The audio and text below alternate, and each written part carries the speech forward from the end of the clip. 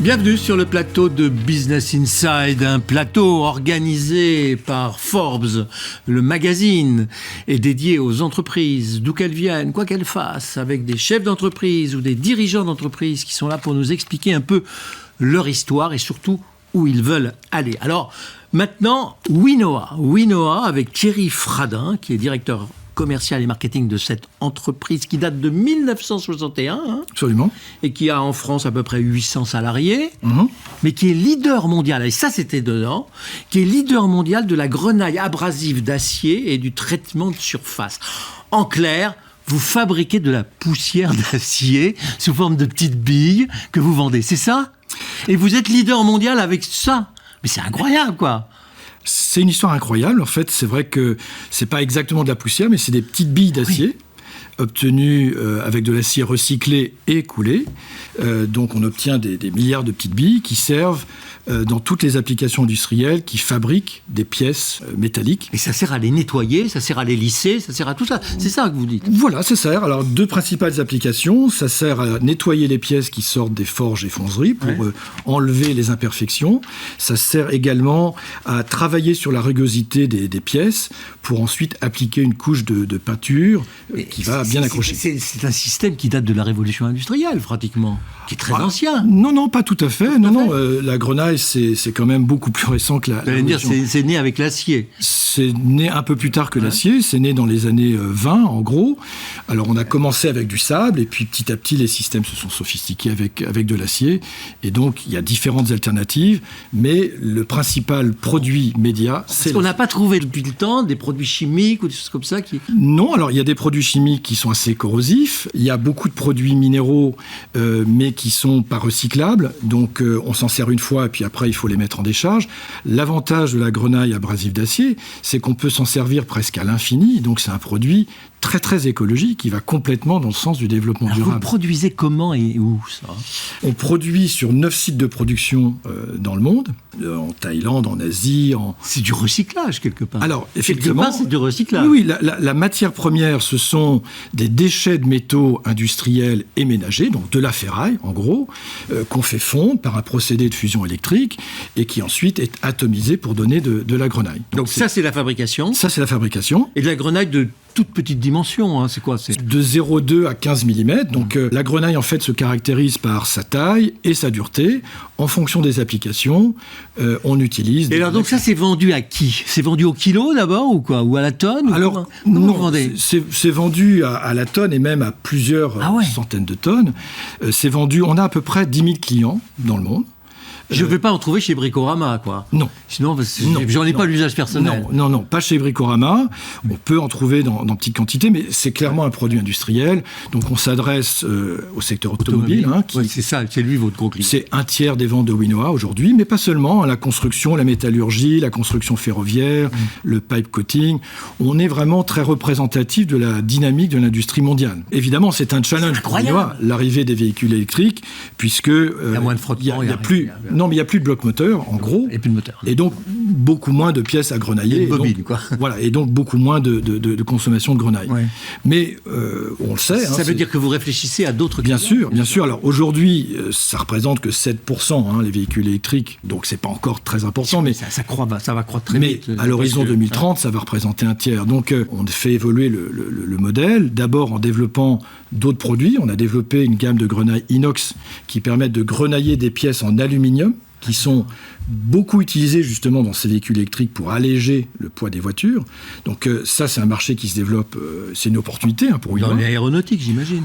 Alors, dans l'aéronautique un petit peu moins, mais toujours beaucoup dans l'automobile, pour grenailler des pièces et des pièces en aluminium en particulier.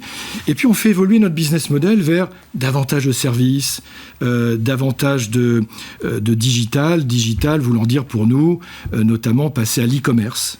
Donc, aussi bizarre que ça puisse paraître, on est en train de développer des plateformes de commerce en ligne pour plus simplement être un producteur de grenaille, mais devenir un fournisseur de l'industrie de la préparation de surface en proposant une gamme de produits, de services et d'autres équipements qui peuvent servir à cette industrie. Et le développement, c'est le développement géographique. Et c'est le développement géographique. J'imagine, puisque vous êtes aujourd'hui numéro 1. Bien sûr, on a 30% de part de marché. C'est un marché de niche, mais il y a des niches partout, quoi. Ouais. C'est ça, et il y a encore des niches à explorer sur lesquelles on a pris pied, mais le marché indien, par exemple, ça reste encore un marché pour nous où on va se développer. Il y a d'autres pays émergents sur lesquels nous faisons beaucoup d'efforts. Alors, il y a une chose qui m'intéresse, c'est que vous dites que votre grenaille, elle est plus écologique que la grenaille naturelle avec des pierres ou avec des minerais. Oui, bien sûr. Pourquoi vous dites ça ? Eh bien parce que notre grenaille se recycle des centaines. Voire des alors que la pierre, ça s'en va en poussière. Alors que si vous prenez du grenat, si vous prenez des scories de charbon ou de cuivre qui sont utilisés sur d'autres types d'applications, qui sont bien moins chères, on les utilise une fois, 2 fois, et puis ensuite, hop, décharge. Donc ça crée un énorme problème de gestion des déchets. L'enjeu que vous avez à relever là, dans les années qui viennent, il y a la mutation du secteur automobile. Bien sûr. L'installation dans des pays qui ne sont pas encore équipés. Oui. Comment vous êtes par rapport aux pays émergents qui, eux, sont capables de faire ça, non ? À un prix sans doute moins cher que vous. Ça, c'est un enjeu, c'est une concurrence. C'est un enjeu, mais alors après, c'est un produit qui est assez dense, assez lourd, qui finalement ne se transporte pas aussi facilement que ça.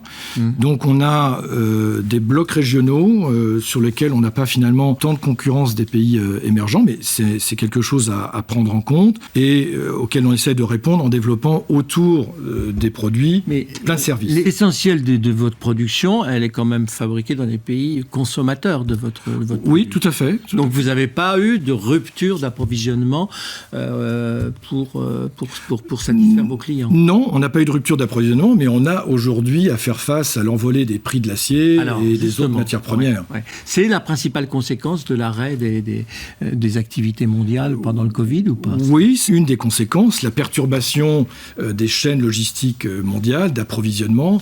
On manque de conteneurs à certains endroits pour les envoyer à d'autres endroits, donc les taux de fret se sont envolés, le prix de la ferraille s'est envolé, parce que là aussi, il y a eu des perturbations sur les chaînes de production, le prix des alliages, le prix des réfractaires. On est à des niveaux on est à des niveaux qu'on n'a pas connus. Ah oui, même 2008, on était à des niveaux inférieurs que cela. Oui. Ouais, le prix de la ferraille, aujourd'hui, il est 10% au-dessus des records qu'on avait atteints en 2008, par exemple. Et ça impacte directement votre prix de... Bien sûr. Donc ça impacte nos coûts, évidemment, de production, qu'on est obligé de repasser d'une façon ou d'une autre à nos clients. Et évidemment, parce que la part coût de production dans votre prix de revient, c'est important? Ah, c'est important, bien sûr. La ferraille, c'est primordial, c'est un élément critique, plus l'énergie. On est consommateur d'énergie électrique pour... arriver à faire fondre cette ferraille. Là, vous avez deux sources d'augmentation, deux sources d'inflation. C'est ça, oui, tout à fait. Comment vous voyez les 50 prochaines années dans cette entreprise? Parce que là, vous avez vécu finalement un demi-siècle avec une mutation formidable, quoi. On va continuer à accompagner Il va falloir trouver des niches, quoi. On va continuer à trouver ces niches. Ouais. Alors, c'est notre métier de les chercher. Regardez, par exemple, aujourd'hui, l'éolien se développe. Ça n'existait pas il y a quelques années. L'éolien est devenu pour nous un marché très important. Qu'est-ce qu'il y a à nettoyer dans les grenailler les mâts d'éoliennes et pas grenailler les mâts d'éoliennes. Oui, pour travailler sur la régulosité avant de les recouvrir d'un revêtement. Donc l'éolien est devenu un secteur à part entière chez Winoa et continuera à se développer. Et puis donc il y a toute cette évolution et cette transition vers les services qu'on est en train de mener pour essayer d'amener un peu plus de valeur ajoutée. Aujourd'hui, on équipe nos forces de vente de petites applications qu'ils ont sur leur smartphone qui leur permettent d'aller chez les clients et de porter des diagnostics sur le fonctionnement de la machine, la façon d'optimiser le fonctionnement de la machine, le coût total du grenaillage.